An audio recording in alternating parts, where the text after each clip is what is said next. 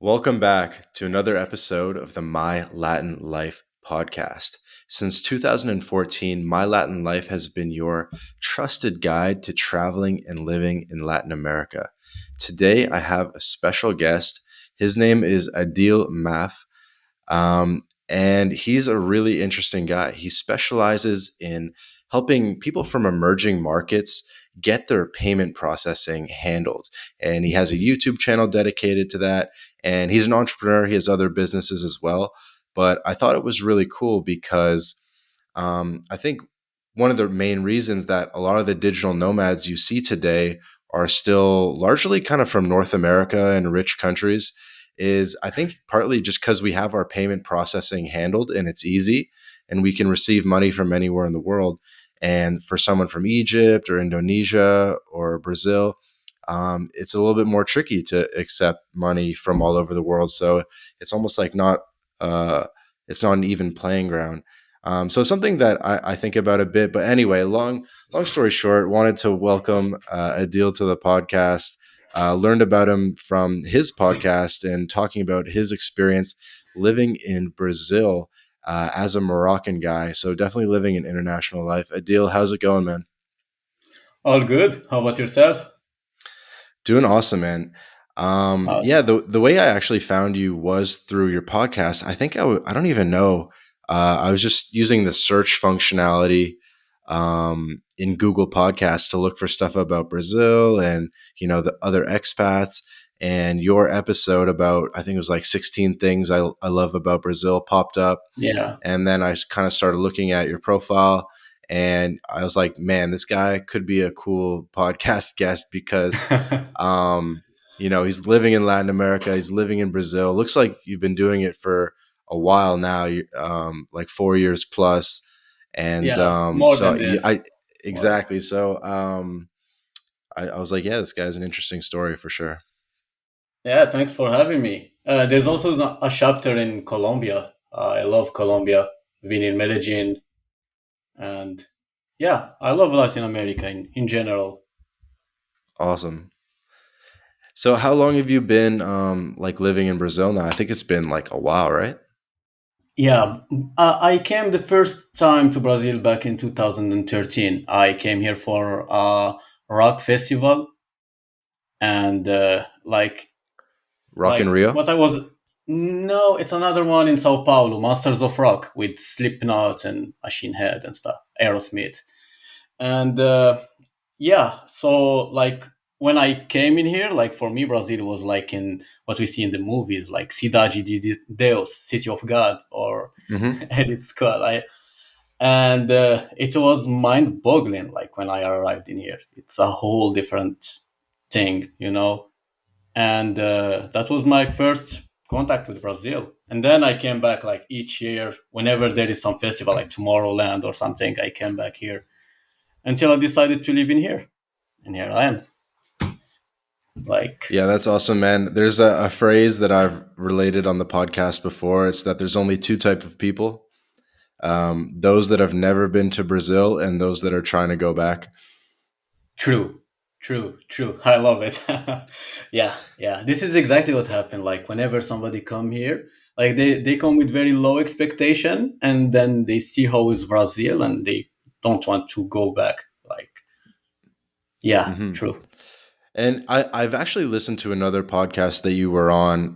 It was like the first video that you uploaded to your channel where Mhm. someone interviewed you like 5 years ago. So I did get a bit of your background and stuff, but I'd really love to hear it from your own mouth and, for the benefit of the audience, kind of where you're from, how you got started in entrepreneurship, and kind of what kind of journey you're on. Oh yeah, sure. So, like I come from Morocco, Casablanca. I grew up in there. It's um, yeah, like I've been there almost my whole life until moving to Brazil, and I've been into digital marketing since quite early. Like I used to run a web magazine of metal and rock and stuff back in 2001, 2002, something like that. And then from there, like I went to email marketing. I was very early, like when people were about distribution of flyers and stuff, and I was already selling to my customers like email marketing solution and this kind of stuff. And uh, and yeah, then from there I moved to Brazil. I've been into dropshipping too. I'm still into dropshipping right now with some GVs and e-commerce. And by the way, like you've been talking about payment processing, like this is how I've got into payment processing. Like I jumped into drop shipping back in 2016, and being Moroccan, like we don't have a lot of solutions for processing payments and selling on an e-commerce store internationally. Like it's a non-existent thing. Like we have PayPal, and PayPal, there is a lot of issues with PayPal. Like they shut down Hmm. the account and stuff, especially once you start scaling your business. And that's exactly what happened to me. I had a PayPal account, and I started scaling a dropshipping store back in September 2016, and I started reaching like $2,000 per day. Then I started moving. I reached something like 30,000 in 15 days or something, and then they locked my account. They shut it down. They asked for some stuff. I sent them everything, but like it was over for that account. And like this way, I found myself in Brazil, 10,000 kilometers far away from my home country. And like I wasn't a very good at managing money and stuff. Not like right now. I'm investing. I have a portfolio of investments and stuff. Back then, like I was just a spender. I make money and I spend it. So I was almost with no money in Brazil and with no way to process payments and knowing how to make money, like how to do Facebook ads and how to generate money. And I had like my coaching going on and many things, but like I was stuck because there is no payment processing solution. So it took me like something like 6 months trying to crack the code, and it was some very difficult period, actually, extremely difficult one of the hardest I had in my life. And I cracked the code of how to process payments without being from the from European countries or the US or Canada. So even if you are South African or if you are Colombian or Mexican or Moroccan, you can process payments. So once I cracked the code, I shared it on YouTube, and that's how it started, like the new journey.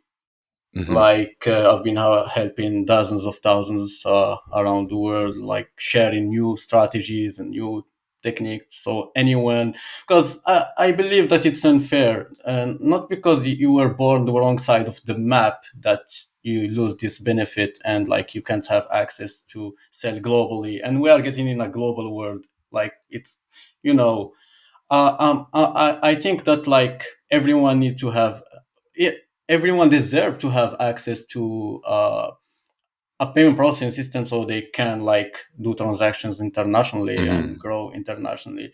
And I also believe like not just this, and this is also why I've got in crypto.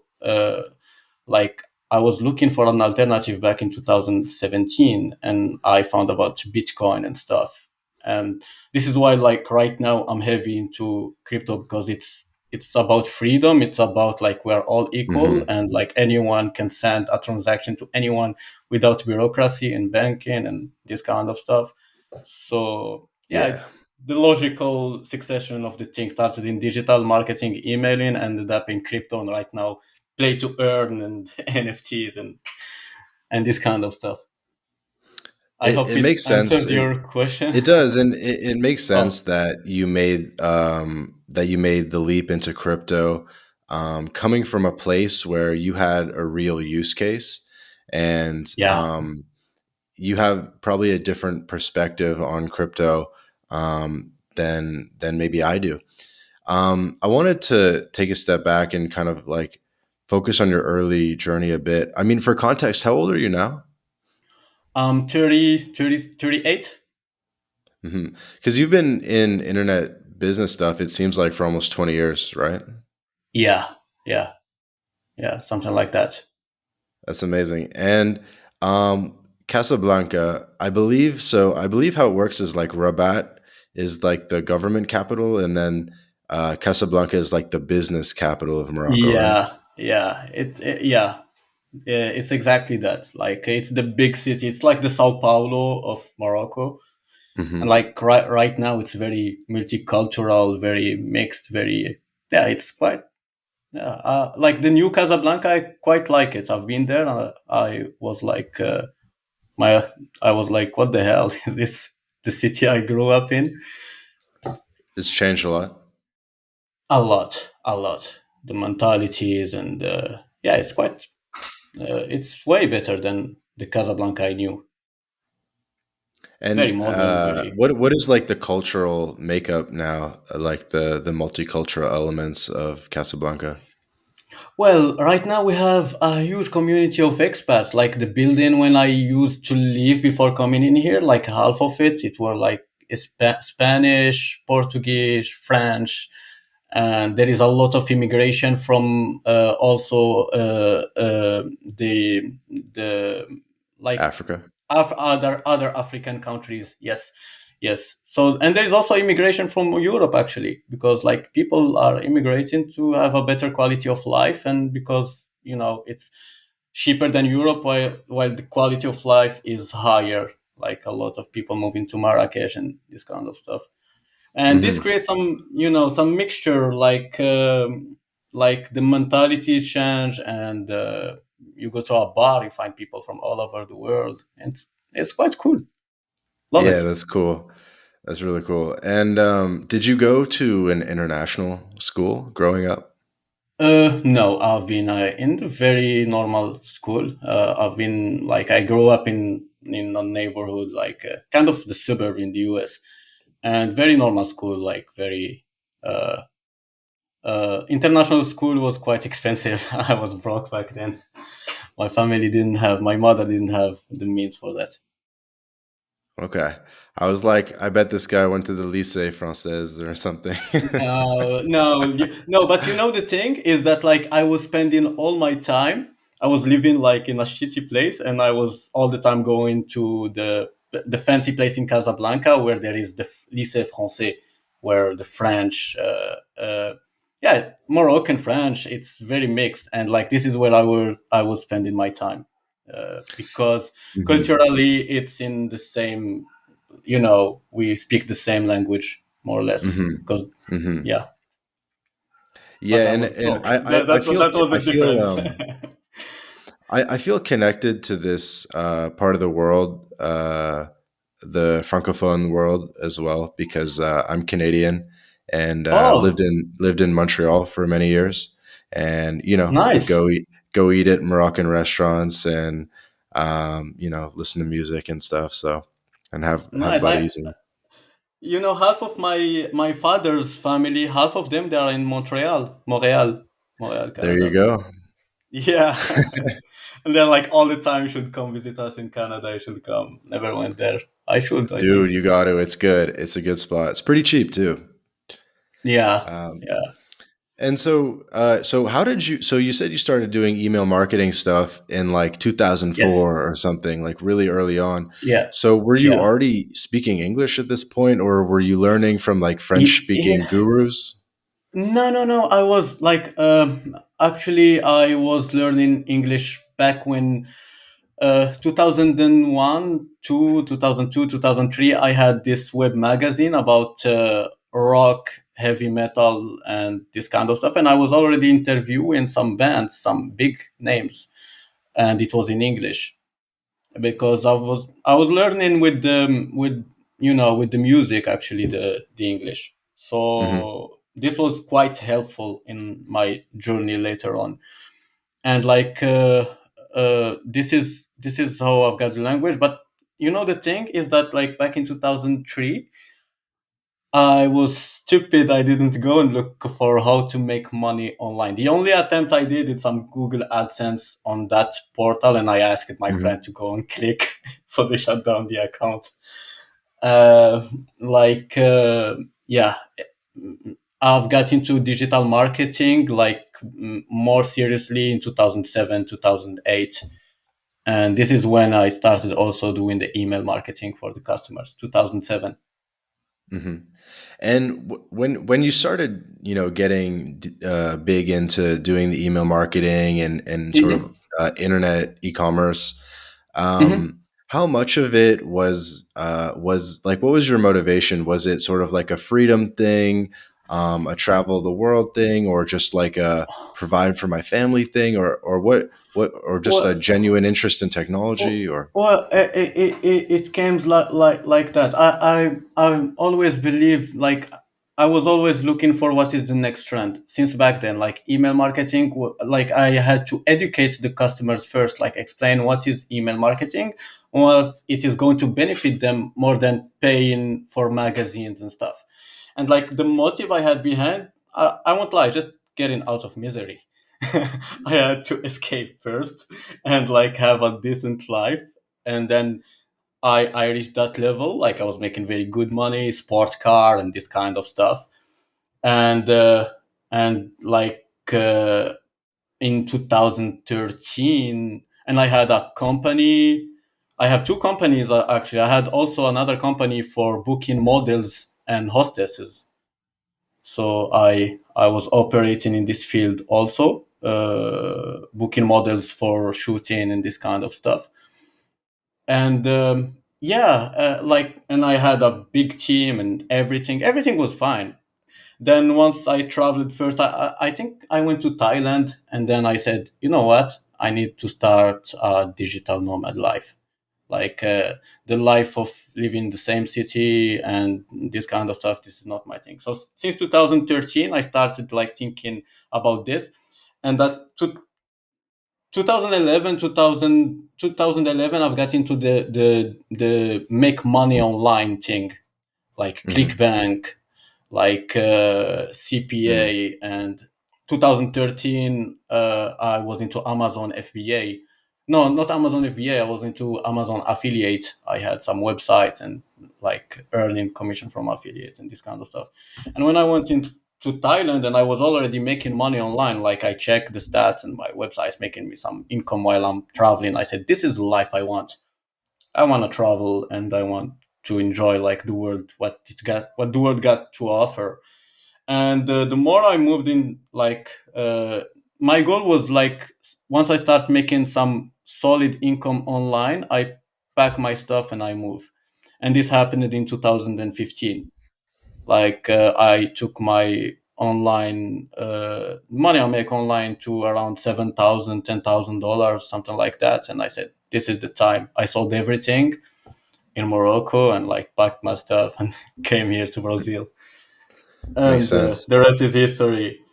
But like I was really obsessed with this, this freedom thing. You wake up, you don't need an alarm clock to wake up. You don't need to be in like tomorrow. If I want, I can pack my stuff and I can move to the other continent and spend Hmm. there like 6 months, 7 months. And Hmm. it's all about freedom. you know it's not about the money. I always like to repeat this. It's not about the money, it's about freedom. And this is why, like, whatever I'm doing is related to freedom, because it's one of my core values. Like cryptocurrencies is about freedom. You are free with your money. Digital marketing is about freedom. It's all about freedom. So yeah, Yeah, hope and it so answers your what question. it does. So what came first? Did you want to be free and then started making money, or did you kind of start making money and then kind of had the realization, you know what, like I don't need to go back, like it's No, better here.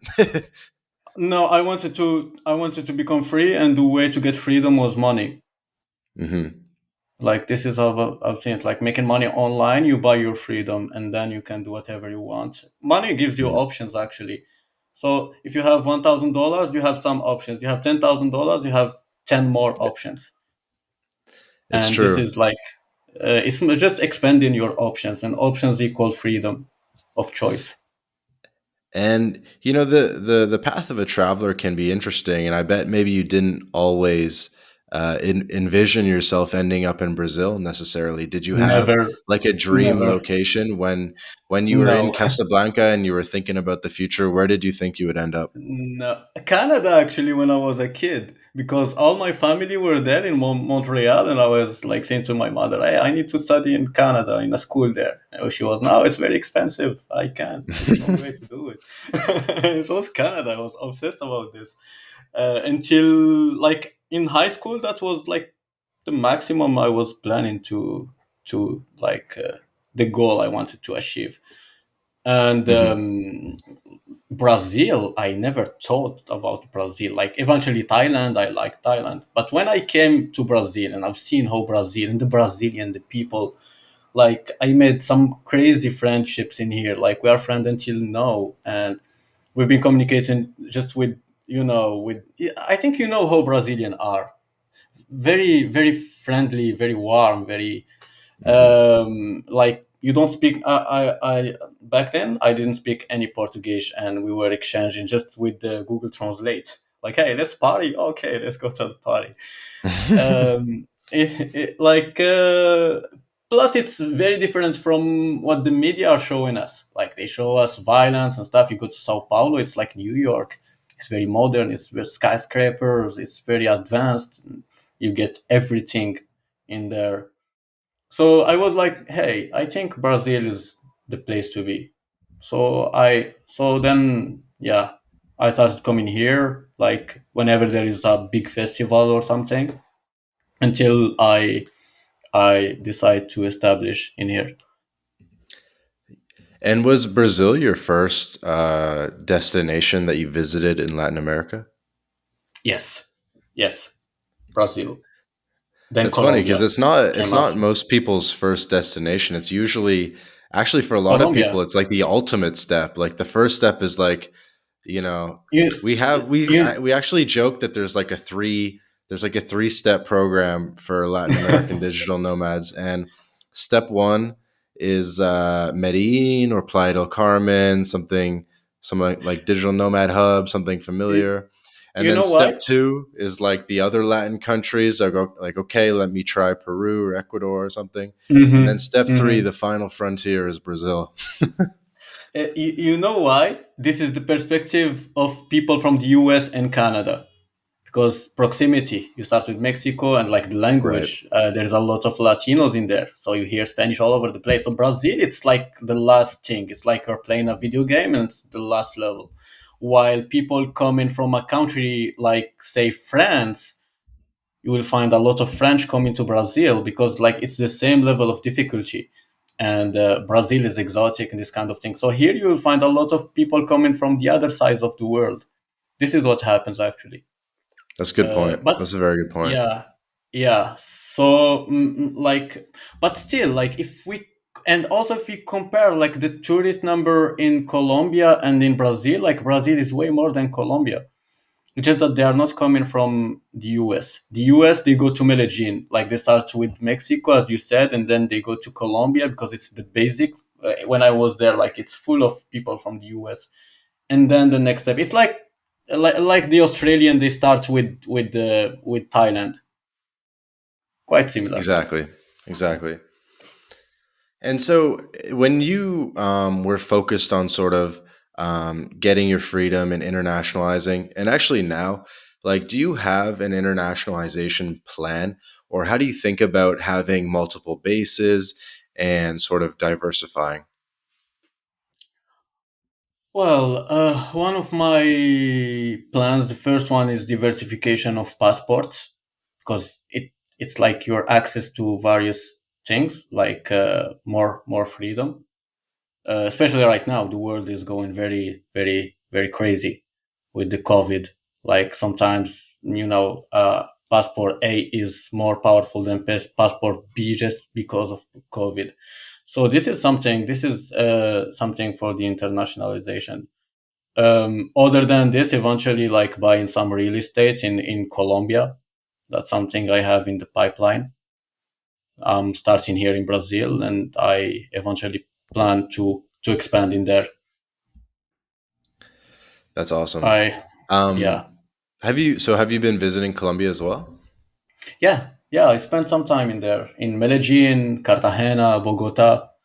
I really liked Colombia. Like it's amazing. It's amazing. The people, the vibe, the Latino vibe. Because Brazil is, people think that Brazil is Latino. Brazil is not Latino. Brazil, like, people here don't have reggaeton and stuff. Like, but well, if you go to Colombia, you'll find things that are very common with Argentina and with Mexico and with Panama.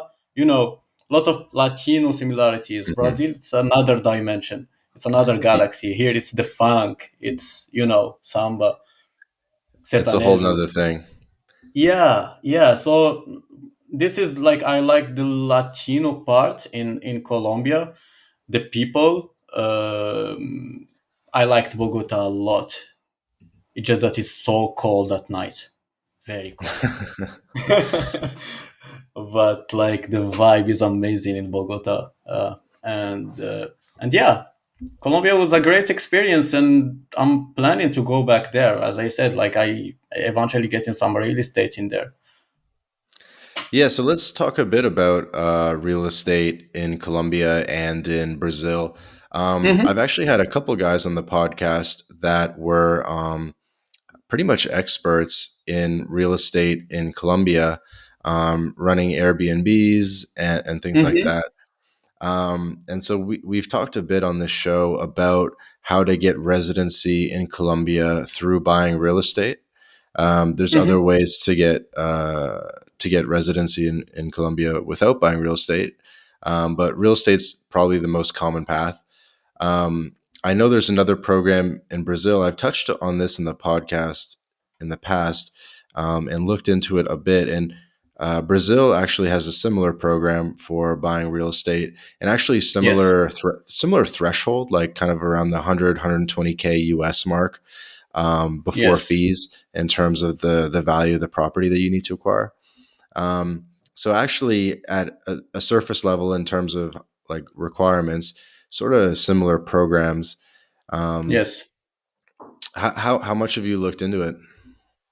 Not much. Not much. Like I didn't dig much, but like what I know about this program is that when you invest in the north is cheaper than if you invest in the south, aka Sao Paulo, Santa Catarina, because here it's more developed, more, while the north there is still a lot to Hmm. do.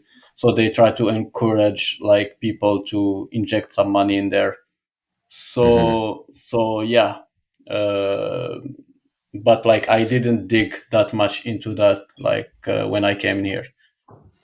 Yeah, I think actually all of Brazil is pretty much on sale. The Brazilian real is has gone down quite a lot. Not recently. It went up like the last month, 6% up. Oh Like my well, cost of living is like 6% up. While in Colombia, I checked, it's still the same level with the dollar. Yeah. kind of makes sense actually because it's such a commodity driven economy, and Yes. we're Exactly. facing a lot of inflation, and so Brazil is Exactly. actually a bit of an inflation hedge. Very good point. Very good point. Very good point. Yes. Yes. This is exactly what is happening. My main fear around well, I have a couple preoccupations around the Brazil program, but I mean, I would definitely love to read or watch someone's firsthand experience doing it because the steps involved did not look easy. You definitely need It's a lawyer. bureaucracy. You need the Yes. bureaucracy is insane. Yes. Like in Colombia, Yes. it's pretty doable. Colombia is pretty doable, but I think the bureaucracy that you're going to face um, in Brazil, attempting to do the exact same program Yeah, true. is going to be significantly more arduous. Yes, true, true. Like I took a very different path, like because as being a permanent resident in here, and I can eventually ask for my passport. Like I have this right now, and like what I'm doing is a different path, as I'm leveraging the money of the bank to Mm. buy the real estate. So this way I'm also hedging, because you don't know where the economy. Imagine you inject 100,000 in a property in Brazil to get this residency, and like the money of Brazil goes down 30%. So you shrink your money. Actually, it's not an investment. You have like the value of your money is $70,000, so you lost 30%. Well, in on paper. Uh, um, yeah, yeah, on paper, but like if you check the last 5 years, Brazil versus the US dollar lost 60% or something. mm. Yeah, I think one of the things about real estate in Latin America is for how hard it is to buy, it's probably way harder to sell and get out of the market. So that's something to consider. For It some depends. context, yeah, Balneario is very easy to sell. It's very easy to sell. Yes. Like real estate in here, it's something really crazy in the city. Like it's the second to Sao Paulo. A huge demand, prices going up 10% per year, and like you put your apartment for sale, it's sold I because it's a definitely want to small get to city. talking about Balneario Camboriú because Yeah, sure. I think most Americans They don't and most know. people in general they don't know about it. They don't But what's know. going on there is actually crazy. But I want to come Yes. back to it a little bit later. Sure. Kind of when we'll get around to the fun stuff. um, but Mhm. so just to give like a little bit of context, so you became a permanent resident, you said in Brazil. Yes. How did you manage to wing that? Well, I was dating a Brazilian, and when you date a Brazilian, like you can do with her like the União Estável thing. It's like I don't know what is the equivalent in English. Uh, I know it in French, União Stable, and then you get granted your residency. So this is exactly the what happened. Interesting. Yeah. And like the majority of gringos in here, like when they come, they have a girlfriend, and like they do this so they can stay longer. Otherwise, they need to go out like to another country and come back after 6 months. Mm-hmm. So the majority who are living in here, Polish, American, like this is like the way. And so you don't even have to get married. It's just No, like no, you living don't in the have to same get. household. Yeah, as long as you live in the same household and stuff, like it's fine. Damn, that's Yeah. crazy. I've never heard about that being mentioned. Yeah, so as long as you have like this is like all the foreigners living in here, all my friends, like that's the exact same path, like that I know that they follow. So once you find a good girl and like you are like you have a good couple relationship and stuff, then you can go for this. That's awesome. Yeah. And so would Brazil be your only residency, and then Morocco your only passport, or do you have a couple other things? I'm thinking about actually I've checked like you had an episode about Saint Kilt. It's something I'm considering. Uh, for the third passport. One of the islands, eventually Third St. Kitts. passport. Oh, Or right, because yes, you'll get the Brazil soon. yeah. Because you've been there a while, and so I think it's 5 years as a permanent resident. Four, only Four. four. I have more than four in here. Yes.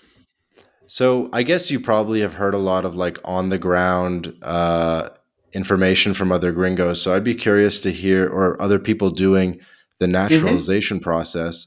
So I'd be curious to hear, what have you heard in terms of how long after you submit your documents, you submit everything, the birth certificate, the whatever, and you apply for citizenship. How long do you think it'll take for them to actually process your Well, application, recognize you, and then I'll get give that you all the passport appointment? stuff. So all the good stuff.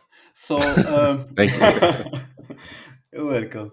So there is various path. When you have a girlfriend, for example, in my case, like I could have asked for the passport after 1 year, because when you have a Brazilian girlfriend, after 1 year you are eligible to go and ask for the naturalization. It just we have split before this, and I wasn't very interested in this. Like it wasn't the highest priority. Actually, right now I can go and ask, and I'm not asking because it's not a priority. But like the other thing is, once you spend 4 years as a resident in Brazil, then again you have the right to get the naturalization. Or if you come to Brazil with your wife and your wife have a child in Brazil, and then Hmm. like by default your child is Brazilian and transmit the nationality. So I believe there is these three ways. Then you have the investors one, so you invest in the real estate, and there is injecting money into some startups in Brazil. This is Hmm. also another way doing it. Hmm. So like these are the most common ways, but like most of the foreigners, the French living in here and everything, like they have a girlfriend, and like this is, or a girl have her boyfriend in Brazil, and they do it this way, and they do the same thing back in France when the boyfriend girlfriend go there. Yeah, I've heard about, of course, the real estate way. I've heard about the investing in startups way. I've heard about they in sort of internationalization circles, they talk a lot about the baby one, where you can just Yeah. go have a baby, and then after a Yes. year as a resident you can become a citizen. And I Yes. don't know why the internationalization circles aren't talking more about the fact that you can just be like in a couple with someone and not even be Yeah. married for a year and do it, because that's a lot easier than having a baby. Yeah, yeah, definitely. Like it actually, it's exactly like being married at the end, because like you go to the cartorio and you sign papers and stuff, and like like splitting the like apartment and stuff The or not. costs. You Yeah. yeah, not the cost, like the assets that you have. If you have a car, this Okay. kind of stuff, and like it's serious thing still. Uh, Right. It sort of gives her a right to your access and and stuff. yeah, and it no, you can, for example, in my case, like I said, we don't split the assets. Like what is mine, what is yours. And it's like there is some bureaucracy. Like I had to take an attorney to take care of this and everything. But yeah, this is a way to do it. Like you find a good Interesting. person, and And you so like you have a what's it called again in Portuguese and in French? union stable. In French, it's Okay, stable. union stable union. Oh Yeah, shit! stable No, union, stable sorry. union. Yeah, yeah, yeah, yeah. This is it. This is it. And like this is the common path if you check on like all the groups of gringos and stuff. Like it's the easiest way. The girl likes you, you like her. So hey, let's solve this and let's live happily together. That's awesome. And then, so yeah, that's a huge tip for anyone listening. And then they should definitely go look in the Facebook groups, the whatever, Brazil for Yeah, there is a expats group. Facebook Uh, groups. yeah, there is one. It's gringos. This is like the main group. I will send you the link if you can add it to the show note or something. Yeah, sure, I think sure. it's a very good place to gather some information. Gringos, thousands of gringos and expat living in here. Yeah, please send me that. Sure.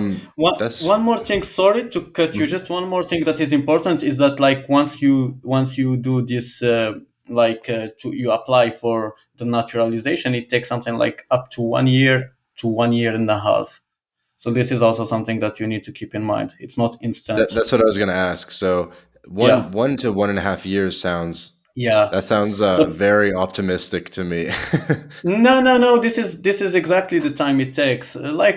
For example, if you are married, so they need to come and check if you are really married and like do their investigation and stuff. Like even for me, in my case with my ex girlfriend, like they did some check.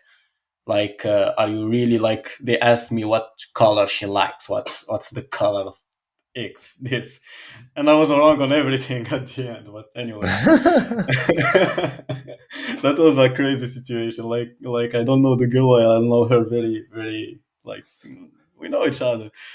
Yeah, but like there is some checks like that, and when you ask for naturalization to get like the Brazilian passport. there will be way more checks, and they will ask you for like the criminal records. Even for the union stuff, they Hmm. ask for the criminal records for Hmm. everything. Like they're gonna check everything about you before moving forward with you. It's bureaucracy, but yeah. Uh, this is how it works in any country. Anyway, even in Morocco, you go there and you want to get like the residency. It's a pain in the ass. Hmm. No, and I appreciate you sharing this because obviously, you're not an immigration lawyer. This is all just kind of what we've learned on the path, but this is stuff that's Yeah, extremely interesting to digital nomads. And it's like, where can I live? How do I get set up? yeah. Like this is how it started for most of my friends. Like that came in here. They came as a digital nomad, and then they fell in love with the country. Like from Australia, from the UK, they come in here and like they have normal expectation, and then they see how Brazil is, and they're like, this is the place where I want to live. And this is the kind of alpha, as we say, that is shared in our circles, the ways doing the thing. Okay, what's the alpha? This what I just the information alpha, Like like the inside term of info. crypto Yeah, term. Yeah, the yeah, this is like the kind of inside info. right. The return in excess of the mean. Yeah. Cool, I like it. And I imagine that Balneario Camboriu, where you are now, which is for context for people, it's a beach town in Santa Catarina State in southern Yes. Brazil, Yes. really close to Florianopolis, but actually on the mainland. So Florianopolis Y- is an y- island, and then on the Yeah. mainland close by is Camboriú. And I first learned about Camboriú because I spent quite a bit of time in Paraguay, and a lot Oh, of they come Paraguayans, here. they go to Camboriú, and it's very Yeah. famous for them as like their Yeah. It's summer their beach. destination. Like It's their the beach. beach destination is Balneario Camboriú. Like it's full of Paraguay. You go out like Argentinian way less right now because their money is going down. So we Hmm. see less Argentinian recently, but Paraguay a lot, a lot. That's really funny. Yeah. Yeah, there's even a song that's like it's like a Paraguayan song about Wow. Camboriú. Wow. That's crazy. That's crazy. Yeah, And but then what's like also cool about it won't Camboriú shock me. is you'll have to tell us a little bit about what's going on from like a real estate perspective there. But it's got, Yeah. I think, the tallest towers in Brazil, or Yes. at least the tallest towers Yes. outside of Sao Paulo, and the Yes. skyline looks insane. Like the skyline Yes. looks, it's bigger than Panama, it's bigger than Cartagena. Yes. I think Yes. it's the Crazy. skyline of this beach is insane. Like the amount of 40, 50 Yeah. story buildings lining this place, and it's And like, it's nothing. where does the It's nothing. economy come? Where does the money come from? Like it's all brand new. Yeah, this city is really crazy. The money is coming from investors. Like people see the valuation. It's a small spot of a small city, so they can only grow vertically right now, not yeah, not horizontally. Because of So like this is why mountains. yeah, because they are a little bit limited, and the Hmm. price of each piece of land is going to the roof. And like the city, why everyone want to come in here, it's a small town of 120,000 inhabitants. It just the last statistic, I believe right now it's way more than this. That, and in the summer it reached up to 1 million, in the new Hmm. year to 1 million and a half. And Hmm. everyone dream about coming and living. Like in all Brazil, you say Balneario Camboriú, they say, oh, I dream to live in there. And when people come in here, happen to them what happened to us when we go to a Latin American country and we fall in love and want to stay. Like somebody come from Sao Paulo and he doesn't want to go back there. So all these people coming in here, they need a place to live. And this is why like there is all the time some demand. Plus those who see the opportunity and invest. And like I believe this is how the thing is growing. Plus the city have safety. It's very safe. It got like all the leisures that you find in a big city, the biggest clubs of electronic music In we can say in Latin America we have like Warung and Green Valley. So all these things adds up. The cleanliness of the city, and all of these things adds up in the valuation of the metro quadrado, the meter, Square meter. yeah, square meter. Like there is plus people are very educated in here. You don't feel you get that feel of like south of Spain, maybe like if you are in Marbella, Puerto Banus. It's more that feeling, like a lot of sport cars, a lot of like fancy stuff, Hmm. and it's quite the spot of the elite of Brazil, I believe, or at least of the south of Brazil. And for the skyscraper, like we have some of the tallest, not only in Brazil but also in Latin America, among the top 10, and they will be higher. They are working on some skyscrapers higher, and we have also celebrities like the one you are talking about. Neymar got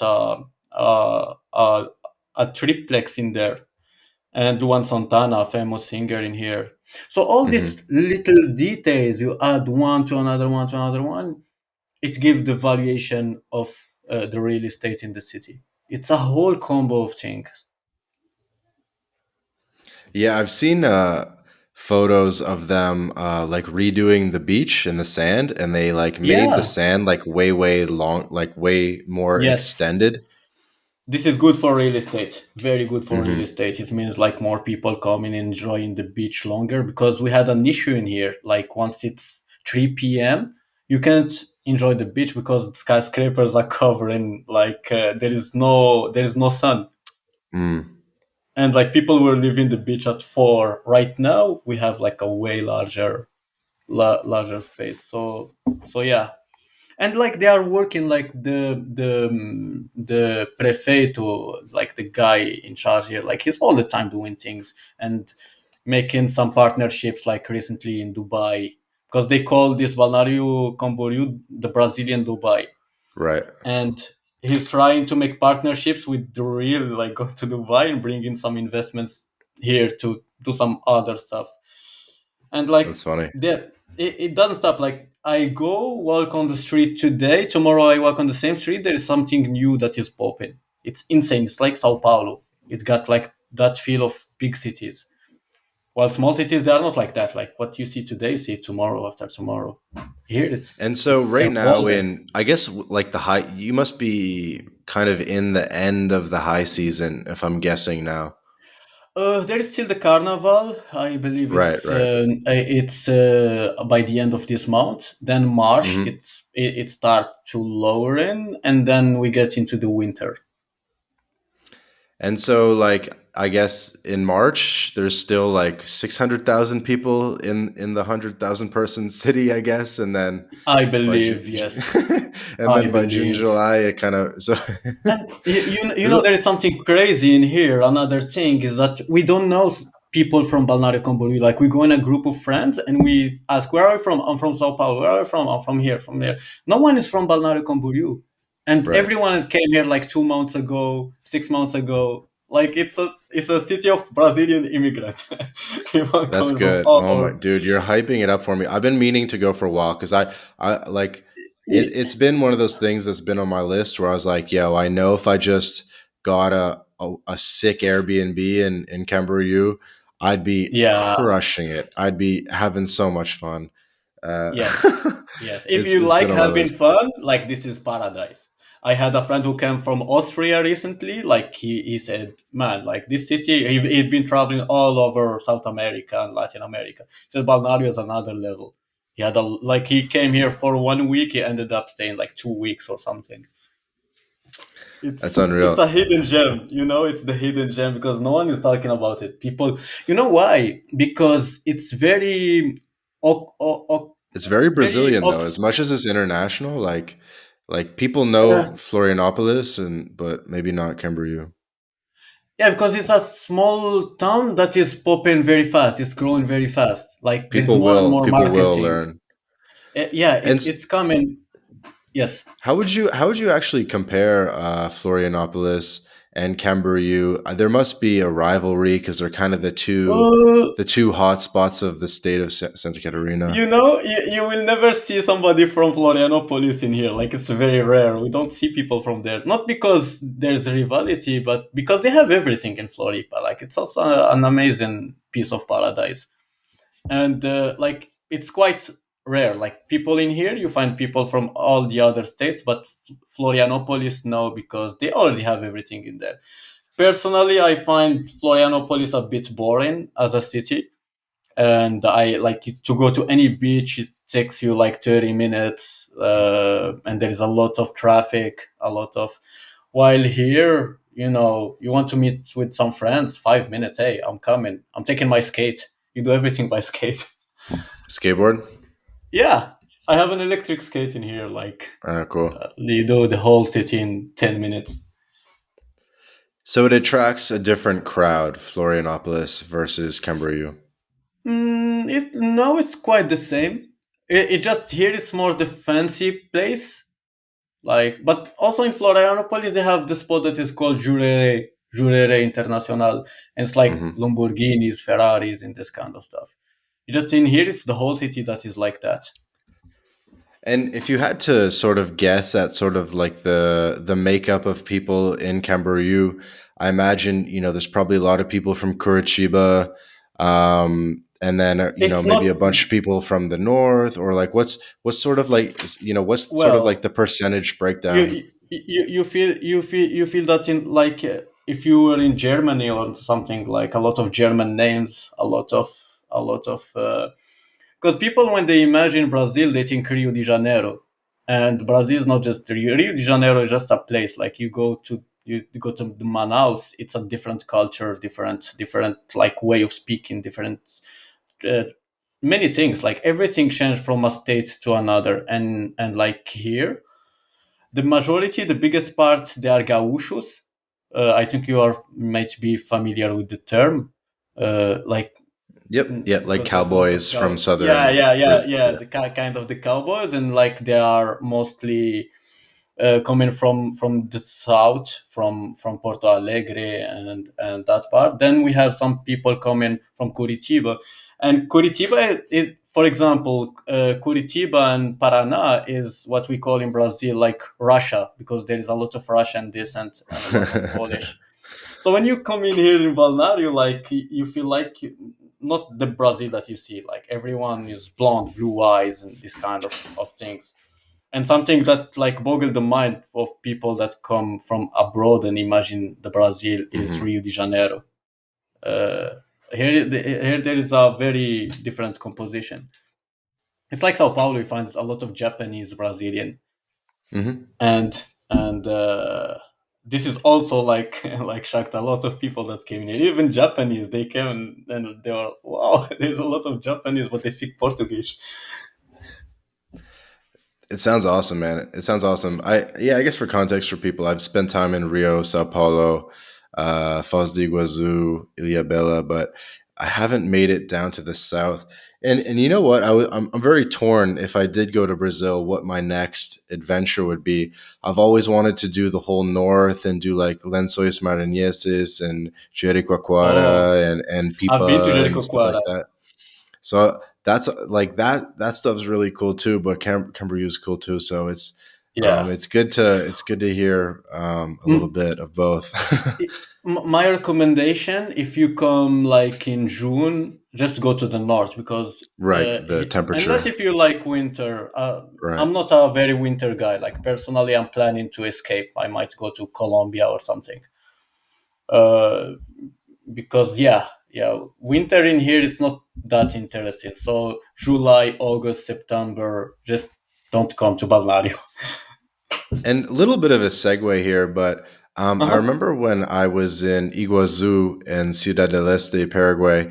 There's an enormous Arab population Oh in yeah, they that have area. Lebanese. Yeah, Yeah, a yeah, a lot of lot of Lebanese people, like Lebanese. like hundred Yes, thousand plus.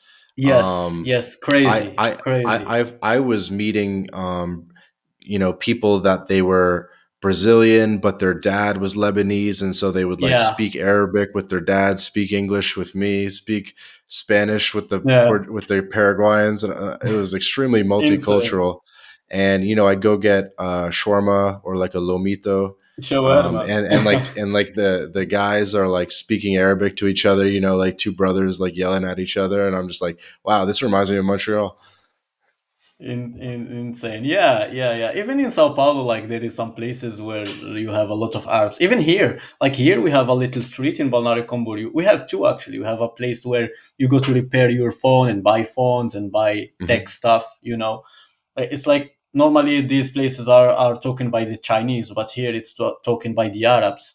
Like a lot of Iraqi, a lot of Syrian, Lebanese, Egyptian. And we have also Hmm. a street in here where there is a place like Habibi, and like it's full of hookah and like well, it's Yeah, a little Arab district. Brazilians Yeah, like hookah. they like it a lot. They use it a lot. Like you go on the beach, they are using it everywhere, everywhere. They smoke a And so lot the these the things. segue was kind of going to be about language learning because you're an international guy. I know you speak a lot of Hmm. languages.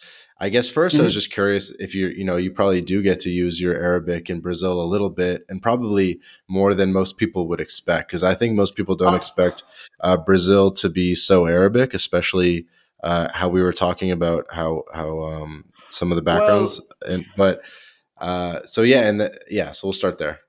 not that much the Arabic. I don't use it because like there is not a lot of connection with the Arab world in here. Like unless if I go to buy something or because culturally I believe Moroccan were very different from the Arab. We are North African. It's a different thing. Hmm. Even our language we speak a different. It's a dialect mixed with our native language. We are not. We Hmm. are fake Arabs, kind of. No, and I know this because I actually watched some of your YouTube channel, Adil Uh-huh. Maf North Africa. So I was Yeah. listening. I was literally listening to you talk about payment processing in Moroccan Arabic, and I couldn't Yeah. believe how much Spanish or sorry, how much French you French, were like French. mixing in. So Yes, it's like when you're exactly. speaking Moroccan Arabic, you're speaking probably like almost 20% French. Exactly. It is due to the colonization. We've been colonized by the French, and you go to Morocco, we speak a lot of French. So this is the thing. Like it's very different from the Arab world. Like culturally and the language, the food. We eat couscous, and well, there is another thing. So I didn't use that much the Arabic, unless if I go to buy some phone and I see the guy trying to scam me or something. I say, "Hey, Habibi, don't do this." Other than this, like not much. Most of the time English because I have a lot of friend like expats living in here, and Portuguese. Hmm. A lot of Portuguese and Moroccan with my friends. Hmm. And like you're juggling a lot of languages, and I guess Yeah. maybe some of our listeners out there, they might only speak English or they might speak English and then kind of broken conversational Spanish or Portuguese. That's kind of where I am, if I Uh, humbly say so. And then so like what would your advice be to someone who's aspiring to be a polyglot and speak five languages like yourself? yeah. Six. I speak six. Berber. I will. No, no, because there is the dialect Moroccan Darija, and then there is the Arabic, Right. the one that I use from time to time. Then Spanish and Portuguese and French, English. And my advice is like when you, for example, when I came to Brazil, I was saying just some like everything was wrong from what I was saying, but I was trying at least and communication with people from the place native in their language because I see a lot of gringos coming in here and like trying to find people speaking English to communicate only in English, and it's not Hmm.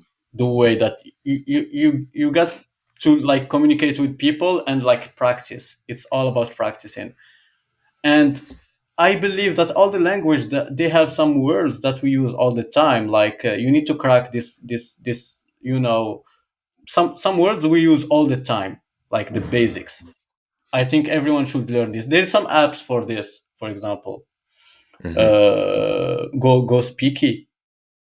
I think there is Ghost. You know it? No, it's just a funny name. Yeah. So yeah, you need to practice. It's it's that simple. Eventually, watching some movies with the subtitle in English. I was doing this before coming to Brazil. Like I was watching some Brazilian movies and with subtitle in English, and that helped me like get some more vocabulary, add in some more vocabulary. But like the easiest way is like getting in the battlefield and speaking. Like survive. Hmm. So I was thinking we could switch gears a bit and talk a little bit more about payment processing. Talk Sure. about what it's like to. I believe you have a lot of clients from emerging markets and people that you Yes. work with from emerging markets, and I think it's kind of a different dynamic than other people that are doing online business, but primarily just transacting within the United States, for example. Yeah. And then so we could kind of yeah, and then after that maybe just talk a little bit about crypto. So Yeah. Sure. um, what's like Okay. the payment process? Yeah, so where do you seem like you No, have go an ahead. idea of where you want to start? No, no, go ahead. Go ahead. Yeah, I mean, I noticed. I think Stripe is available in Brazil. Yes. I was looking at payment solutions a bit because I was looking. I've toyed with the idea of starting a business in Paraguay. Maybe we could talk about Hmm. Paraguay too. I think you should look into it if Sure. you want to build your international residency portfolio. Um, I think it's Yeah, something it's you might want to look at. But and in Paraguay, there's no Stripe. But I learned about Payoneer in Paraguay, and I know that you've actually been working with Payoneer I extensively as well. yeah, exactly. I've been the ambassador of Pioneer until like last year because like I'm switching focus a bit to crypto. But yeah, Pioneer. But Pioneer is just like to sending money from somebody to. It's like a bank. It's a virtual bank account. It's similar to Wise actually. It's quite the same thing as Wise.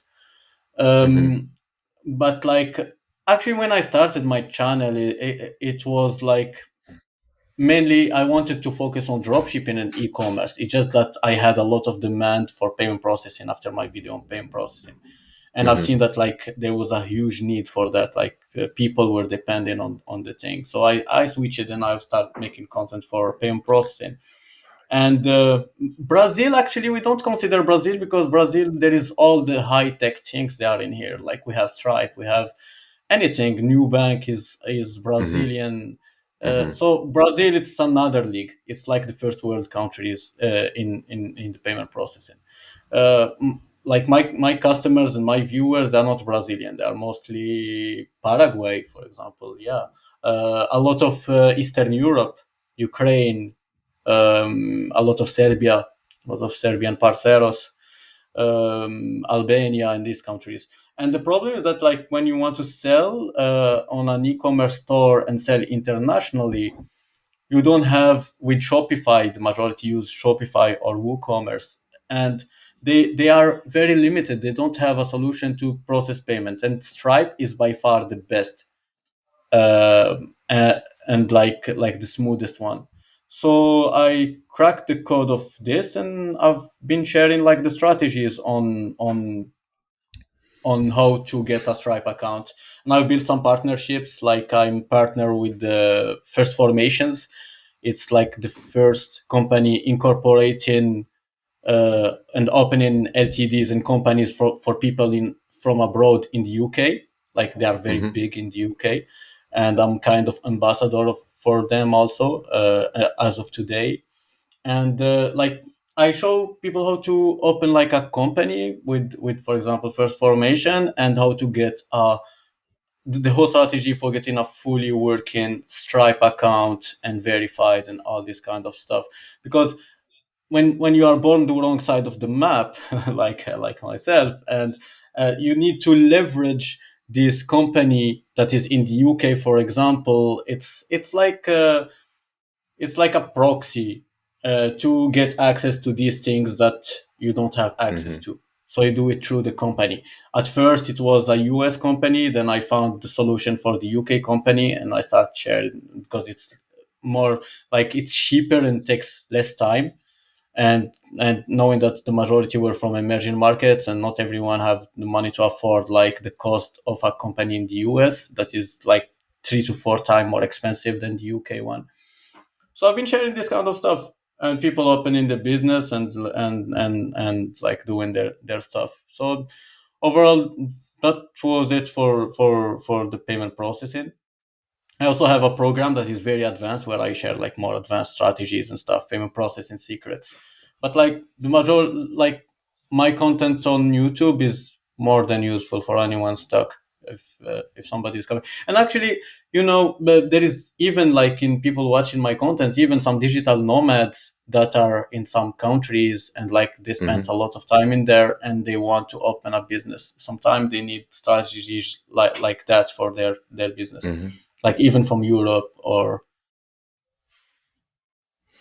And I think what's yeah. cool about what you're doing is you're not really emphasizing like go offshore, low tax, blah blah blah. It's not about that at all. It's like YouTube, it's like literally just how can I accept payments in my own country, in my own bank account? And like, I'm happy to pay the tax, but I just need a way to like get Uh, paid. yeah, this kind of stuff are more advanced. Uh, I share this kind of stuff, but like more in like in my mentorship and stuff. But like on Hmm. YouTube, I keep it basic. Just go and start making some money. Like don't worry about this kind of stuff. Make some money. Make your business moving. Have some cash flow, and then you're gonna solve it on the go. Like I try to not complicate the process. Go offshore and do this and this is offshore actually because opening a company in the UK, this is offshore. Yeah, in that example, it would be. So tell us a bit about your mentorship and what you actually do for the advanced clients. Well, like this year I stopped. I have just one inner circle with some very successful entrepreneurs and investors. Like they are more playing in the seven figures, more or less. And this is like a small circle where we share all the alpha. And like to get in this circle, it's more like customers who've been already in all my programs because we need to be like familiar a bit, and have some trust and stuff. So like this is my most advanced mentorship. I have also payment processing secret. Like this is where I share everything about incorporating in the UK, the taxes, having Stripe and all this kind of stuff. I have another program that is Crypto Wealth Accelerator that that covers everything about crypto, how to invest in crypto, how to invest in the gamify, the DeFi, play to earn. It's a heavy program. Very very good stuff.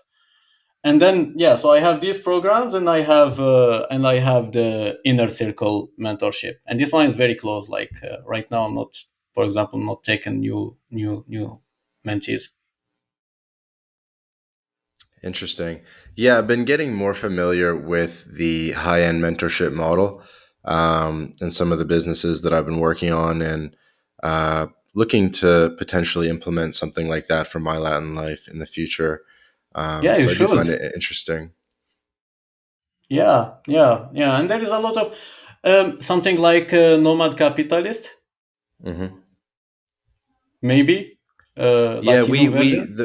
the way that's literally it. That's literally what I say is that we're trying to be like nomad capitalists for Latin America, and this year there's going to be a big focus on talking about second residencies, passports, Anything internationalizing your Brazil, let life, me know. I'm investing in. in Latin America, and yeah, I mean Brazil's a big part of that. Because in the big picture, my plan is like in the vision that I'm working on, like one of the steps is bringing investors here to Brazil and to Balneario Camboriu, and to grow the community in here. This is something also like I already have, like, for example, one guy, an Algerian guy in my mentorship, this inner circle. He's coming here in 2 or 3 months to establish in Balneario Camboriu. So this is also something I'm working on. So like we can connect for this and do stuff together if you want. I'm into it. I'm into it. Good. So let me ask you sort of an advanced question, and you only have to answer as much as you want. But my Okay. big concern about becoming a Brazilian permanent resident is the tax implications, because I think the way I've looked at how they define you as a tax resident, the Brazilian government, and it's either Hmm. spending more than 6 months of the year in Brazil, or I think even if you spend less than 6 months, but you're a permanent resident, you are still considered a tax resident. And I don't really want to like get into the Brazil tax web. I think it would just, it's not worth it just for me to live there or whatever. So, yeah, but my experience has also been that on the ground, things are often like quite different than what it says like on Exactly. paper. Yeah, things are very different on the ground than on paper, and yeah, you just need to have some good accountant. Like this is like the best way to do it. Like the majority of my gringo friends living in here, they have like accountant who takes care of this because the accountant is local and he knows how works everything. While you are a foreigner and you don't know much about taxes and stuff, you know. hmm Do you think at a high level, if you're a digital nomad, you make all your money in the US or UK or whatever, and you just want to buy an apartment and chill on the beach in Brazil and not get hassled, is that possible? Yes, it is. Oh, sorry. Oh, close it. Yeah, it is. It's possible. It's possible doing it. Like to buy real estate as an investor, I believe that like they don't tax a lot for this. I believe. I'm not very sure about this. Like Yeah, and it's bringing not all about the the capital investment in. itself. Like I think everyone's happy to pay like a little property tax on the property or whatever. It's more Uh just huh. about it would be cool like at a high level, I think investment residency programs are really cool. Whether it be Turkey or Colombia or Brazil or whatever, buy a property and you get a free permanent residency with it. Sounds great, right? But the only It thing is depends. like I just don't want to get, and I'm happy to pay like property tax on that property or whatever, keep it up to date. Um, but I just don't want to like be thrown into. I want to kind of get the rights to like be able to live there a bit if I want to, but I don't want to get thrown into that tax net if it's not a I good one never at least. I've never heard any story of somebody suffering from the taxes in here from the gringos living in here. Like I know a lot that have their properties in here and everything, and it's fine as long as you pay your annual tax, the ITPU that you need to hmm pay, and then the tax of the the cleaning and this kind of stuff. I don't know how to yeah, call it. Yeah, they have yeah, another tax and.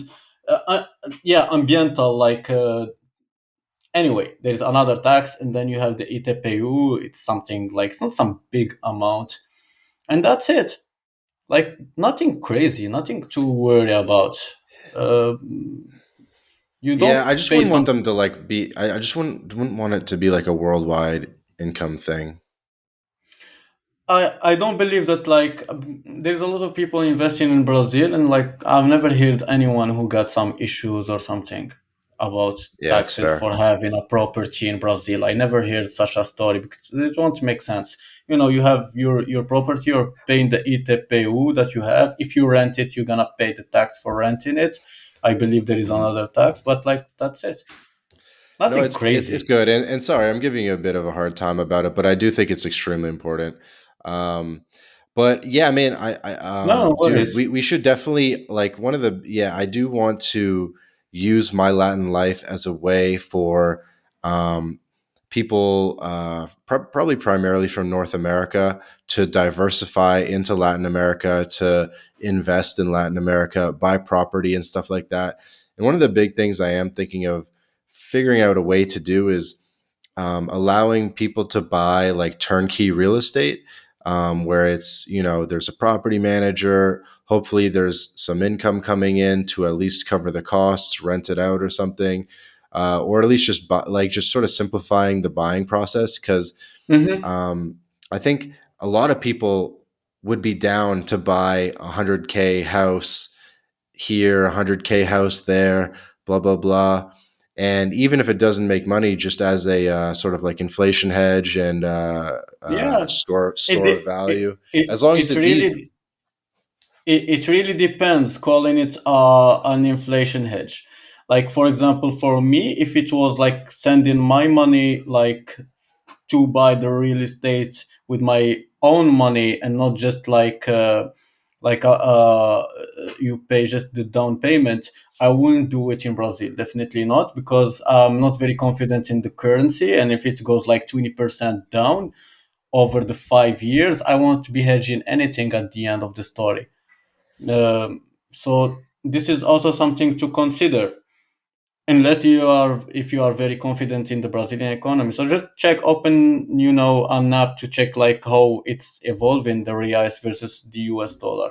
So this is one thing. The other thing is that, like, in case you have somebody who wants to invest in here, it's good to have an attorney. Like, I have a good team of attorneys who took Hmm. care of this. Like, I Hmm. don't sign anything because here it's a lot of bureaucracy, and normal Yeah, people you give don't go this way.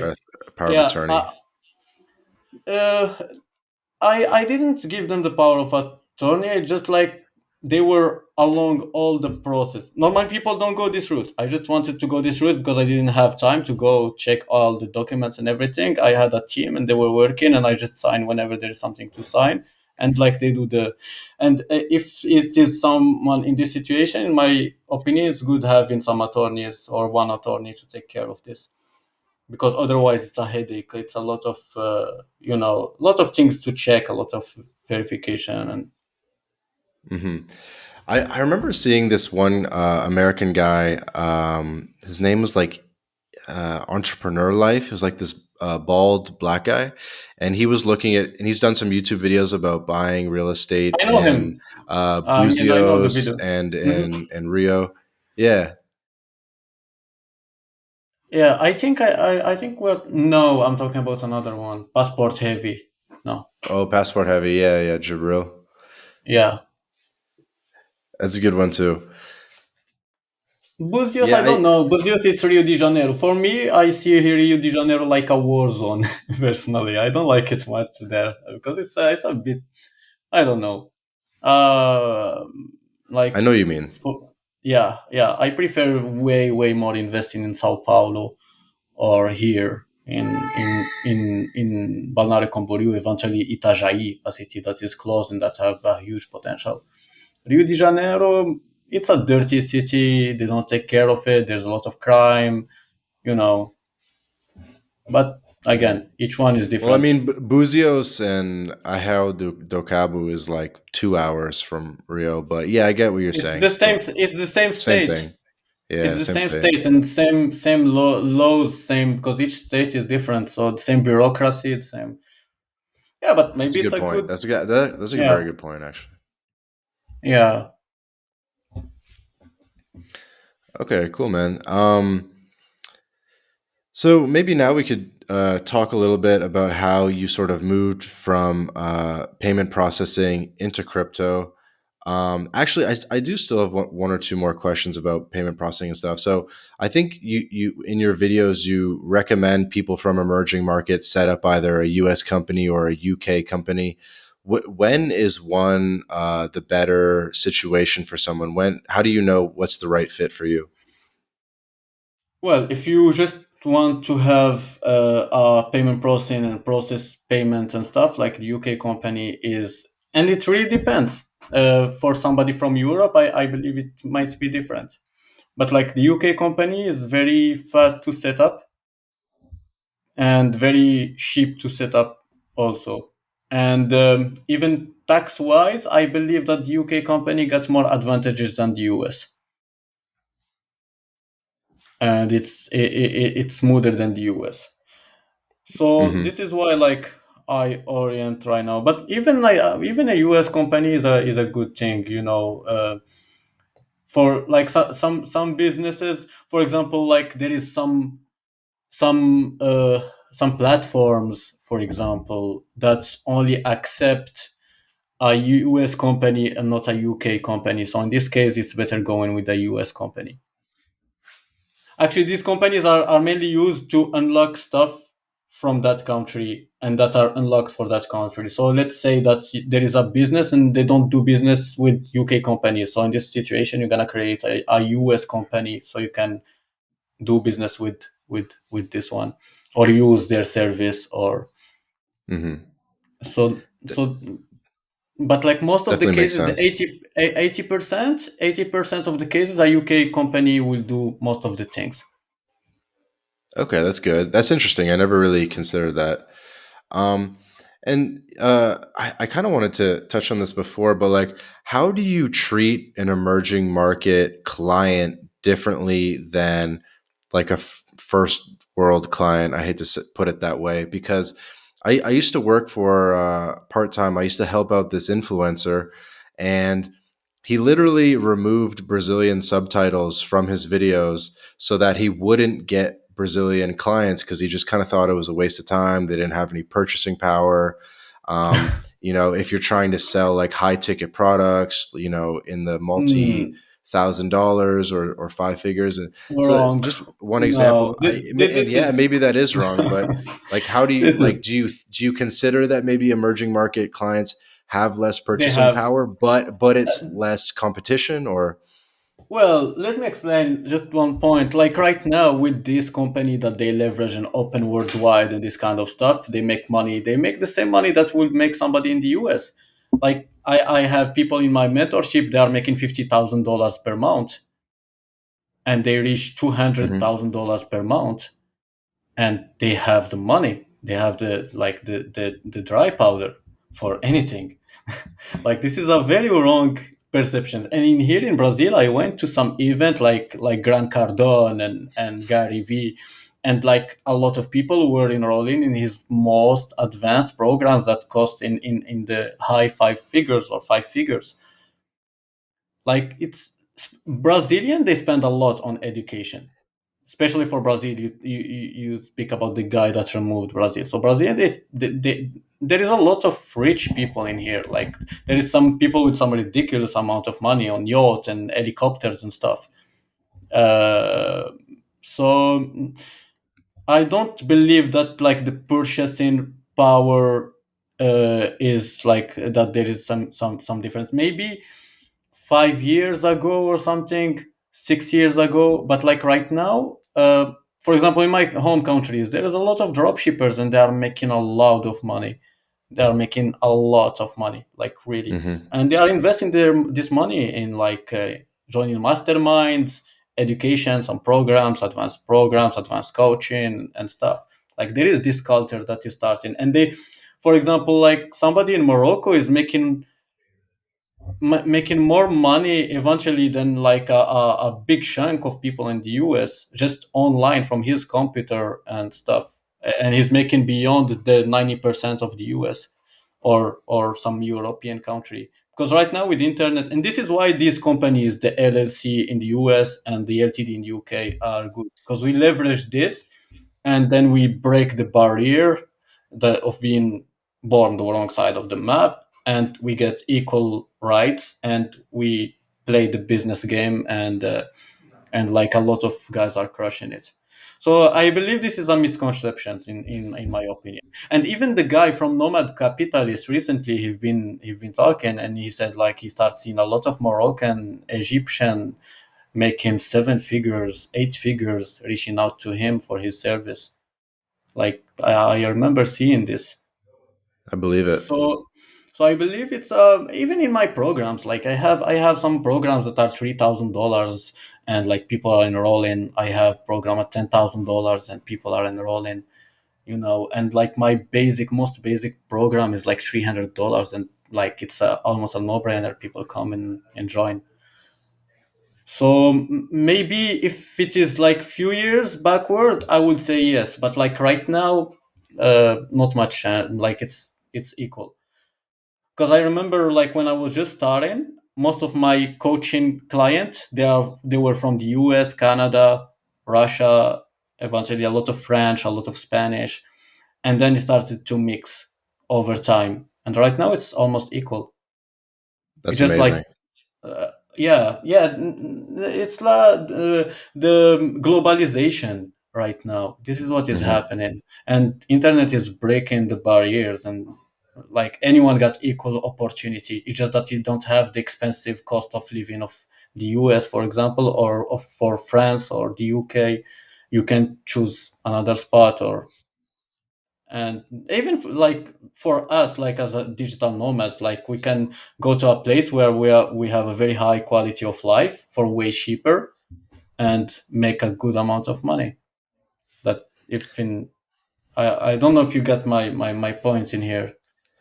I do, and I think I hope that the entire digital nomad community reflects the increasing globalization, and that you're actually you're actually like the canary in the coal mine. You're one of the first people to see this because you're so on the ground, and you're actually facilitating um, evening the playing field, right? Like you're doing God's work, man. You're helping evening the playing field, so that everyone has equal access to opportunity. Trying, trying. But yeah, And this and is I, this is I the and I want to mission see of that. it. I want us to get to the point where let you just pull up to a random hostel in Costa Rica, and it's not just German guys and Canadian guys. It's women, it's people from Egypt and Yeah, Indonesia, like I said, and Moroccans, and it's just going to be a much more international community of people that have location independence and work online. And I think there will be sort of like a regression to the mean where the it's gap starting. between the gap between like purchasing power per capita, Hmm. or whatever GDP per capita is gonna it's gonna the gap's gonna close, and everyone's gonna live happily Equal together. chances. That Yeah. that will be amazing. That will be, and we are heading toward that. We're heading. Just that people didn't wake up to this. A lot of people think that they need to go in the traditional thing and have a job and work 8 hours a day and then come back home. We start breaking this right now with the COVID thing, because like people start doing the home office thing. What It's our life, digital nomad lives. Like they are discovering this new way of living, and this is a start of this like mass globalization, and location doesn't matter that much. For This is a sure. very good I think what start. we're going to see is that the entire human population is going to just move to somewhere with good climate, Let's and go to Mars. every Let's colonize Mars. that too. But I think, I think Russia and Canada and Northern Europe, where it's so cold, all of these people are gonna like build sort of We- second homes or move to somewhere in the yeah. Mediterranean or in Latin America, somewhere that's just warm, Yes. and they get to see the sun. It's You're starting. you're from a warm place, but I'm Yeah. from like where I'm from right now is negative 15 degrees at this Whoa. point, at this moment in time. Um, That's a and lot. so people are going where they're treated best, to quote Nomad Capitalist. Yeah. Yeah, yeah, but no, but it's completely true. You go where you are treated best, and where your money goes the furthest. And like Hmm. it's a very very good point, I believe, because we have this option, so why not? We should leverage it, and I believe like this is where we are heading.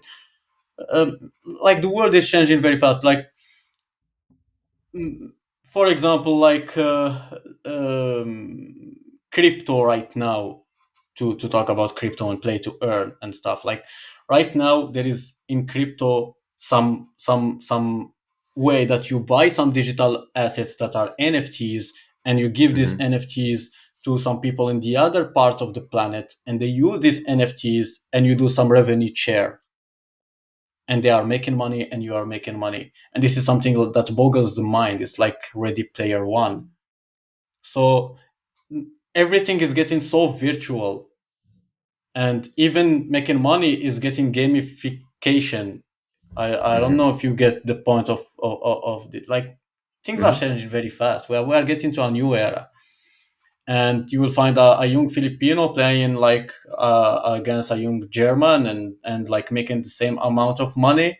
And this is happening right now, and this is just going to grow over time. It's just going to expand. So one day we will be all, the globalization will be reaching the 100%. I agree, man. So, what is your level of involvement in crypto now? Oh, we can say 90%.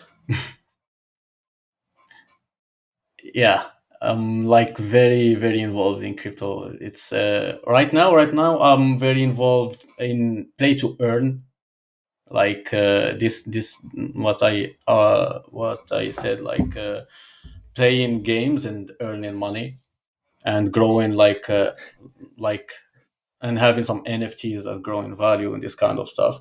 And I'm involved in anything crypto and DeFi. Uh, and this is things that I cover inside my program, Crypto Wealth Accelerator. Like, I go very in depth in this kind of stuff, and how to make money out of this, how to lower the Hmm. risks and maximize the profit and this kind of stuff.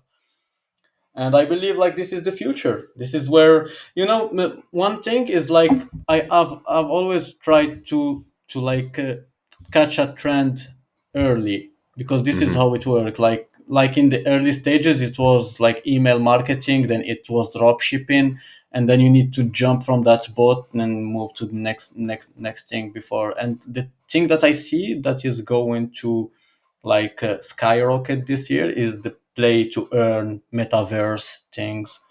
So NFTs, crypto. So this is my main focus. That's awesome. And I actually had a guy on the podcast. You listened to it about Mark Falzone and him documenting crypto adoption in Latin America. I imagine that most of what you're doing is sort of international and online, but this being the My Latin Life podcast, I was just curious: are you collaborating with any other like crypto investors and developers locally in Brazil or across Latin America? Well, not much, but like I have a mini team of players, and I have some Brazilian players, because Brazilian, they are very, very, very advanced in the play to earn and in Hmm. crypto in general. Like, there is a lot of people living out of just play to earn, playing video games and making money at the same time. So there is this, and there is that. Like, anyone that I know owns some crypto. Like, anyone you ask, do you have some crypto? Yeah, I have some Bitcoin, some Ethereum, some Solana. Hmm. Like, it's something very common. And in Balneario Camboriu, you can buy real estate in Bitcoin. There is a real estate agency, and you go with Bitcoin and you buy the property. So that's how it is, the crypto market in here. And we'll start wrapping up because I want to be respectful of your time. But I actually don't know anything about what play to earn really is. I understand the idea that some people can make money playing video games because they earn gems or whatever, and the gems are worth money. Or but Uh, like I imagine you're not playing games, but you're like managing teams of people playing games, or you're I'm creating communities, investing. or what? How does it Yeah. work? So I'm finding the right games, and I'm investing in digital assets and buying these assets, and then distributing these assets to my team so they can play. And I have two teams. I have split, one in Brazil and one in Philippines, in both time zones. And like, they play and they have some rev share, and they're having fun, and they are making money, and I am making money. So And this is how it works. they need your capital in order Yes, to yeah, yes, provide because them with the stuff. otherwise they can't get the stuff. So let's say that you need to buy a skin of an a skin of a guy that like win three times more. So I go and buy the skin and give it to the guy, and he play with the skin that I borrow him. Everything on the blockchain, and you can get it back anytime. Like, everything is safe and secure. So he go and Hmm. play and crash the game and make a lot of money in the games, and we share it, say 50-50%, or depending on the game. Some games you get the biggest part, like, because there is Uh-huh. not a lot of work to do. So depending of the game, you do the thing. So they are making money, they're professional player at the end, like, they're playing the game, making the money, and you are on the Uh-huh. other side, getting back your investment and then getting into the profit over time. Makes sense. I mean, I thought you were gonna say you just buy the gems or tokens or whatever, and then they go up in value as the game gets more popular, for And example. But what you're talking that's about actually sounds to me more like when you stake a poker player, and then you give him 25 grand to play the World Series of Poker, and then if he wins the jackpot, you share in the earnings from winning. kind of this. Yeah, kind of. It's quite similar. Like quite similar. It's kind of this is another way to see it. So basically, you invest and you put the money, and there is some play to earn where even the investor is playing because it's fun and there's competition and stuff. And like you want to show your NFT that is a very badass NFT, your skin. So it's a whole the world is changing so fast with this play to earn thing. Uh, and uh, and and yeah, overall, like this is it. You buy the digital assets, you lend to people, and they work with the digital asset that you have, and you share the money. This is one way doing it. It's fascinating. It's fascinating. I'm sure you're a wealth of knowledge on crypto, but I want to be respectful of your time, and then people can go look into your program. So yeah, I think this would be the best point in time for you to again just kind of shout out and promote your programs and the cool stuff that you're working on. Oh yeah, so I have a program, Crypto Wealth Accelerator, where I share this kind of stuff, like how to invest in crypto and in this kind of digital assets and play to earn industry that is popping right now. And like you can just follow me on Instagram, Adil Maf, and there is all the links for my stuff, like my YouTube Hmm. channel. My most of my content is in English. Actually, I have only one channel that is in Moroccan. There is a language of there. So yeah, Instagram is like the place to go. I have also Twitter, Adil Maf.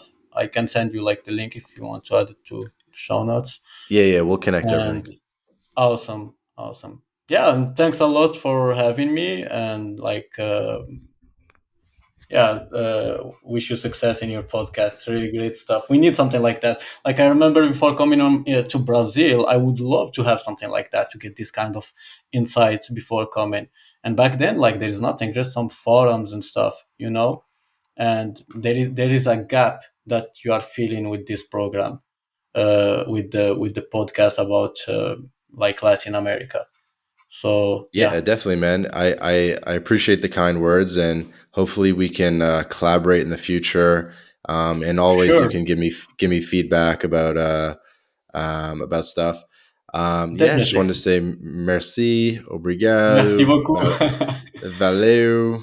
Valeu, meu irmão. Valeu. Tamo junto. And I knew, man, I knew when I kind of came across your stuff, I was like, yeah, this guy's gonna be a sick podcast guest. Like this will be a good one.